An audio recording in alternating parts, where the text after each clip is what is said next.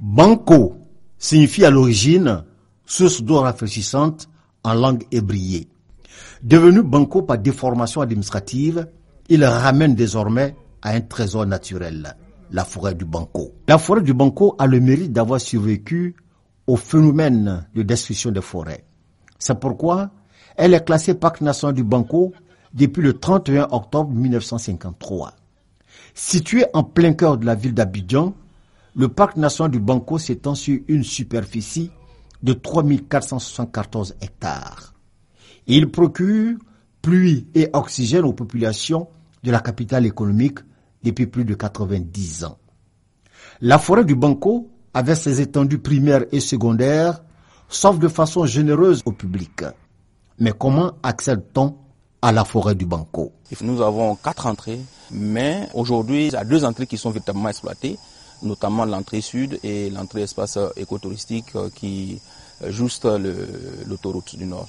Peu importe l'entrée qu'il prend, le visiteur parcourt 38 km de piste et est forcément émerveillé par la belle et luxuriante verdure qui défile sous ses yeux, avec en prime une surprise à tout moment. On peut rencontrer des animaux accidentellement, à certains qui sont rentrés, on a une famille de chimpanzés à l'intérieur, vous avez des corbes, vous avez des céphalophes, etc. Comme nous sommes en forêt, c'est plus facile pour ces animaux-là de se camoufler que d'être, découverts. Ainsi, pour le visiteur, découvrir un animal dépend du facteur chance. On a vu un petit singe en entrant dans la forêt, donc on a regardé le singe, c'était vraiment bien. Chimpanzé vient, il s'amuse ici, et puis il voit les photos dans le milieu là, et puis il s'amuse, et puis ça va, attaque pas. Les destinations du parc sont variées. On y trouve une école forestière. Aujourd'hui, elle n'abrite que 48 élèves à Luette, avec à côté des habitations pour les travailleurs. Pour les 48 élèves, le parc constitue par excellence un champ d'expérimentation et d'exercices pratiques.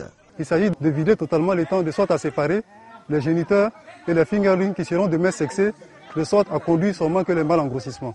C'est l'objectif de l'exercice. Le parc national du Banco, c'est aussi des aires de pique-nique, des espaces de détente, des foyers de camping, une piscine traditionnelle en réfection, des images de 34 merveilles du monde, des arbres d'intérêt scientifique. Avec ses composantes, la forêt du Banco allie harmonieusement écotourisme, histoire, recherche et divertissement.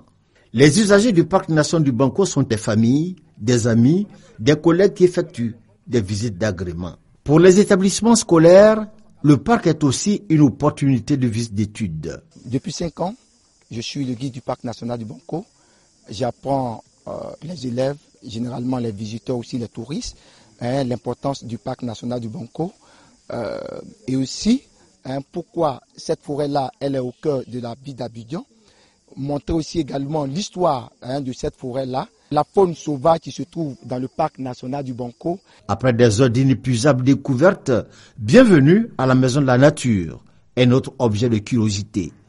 Jadis résidence du gouverneur reste, le vestige historique réhabilité a désormais vocation d'instruire le public sur les animaux et la flore. Les responsables du parc souhaitent davantage de visites, mais depuis quelque temps, le parc souffre de préjugés concernant l'insécurité. Il y a plus d'insécurité à l'extérieur qu'à l'intérieur.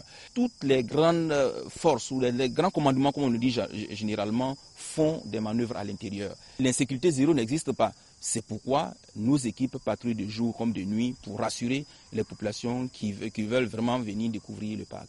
Faut-il le dire, le parc national du Banco est si près de nous. Il n'attend que nous, avec ses générosités insoupçonnables et ses bienfaits naturels inépuisables.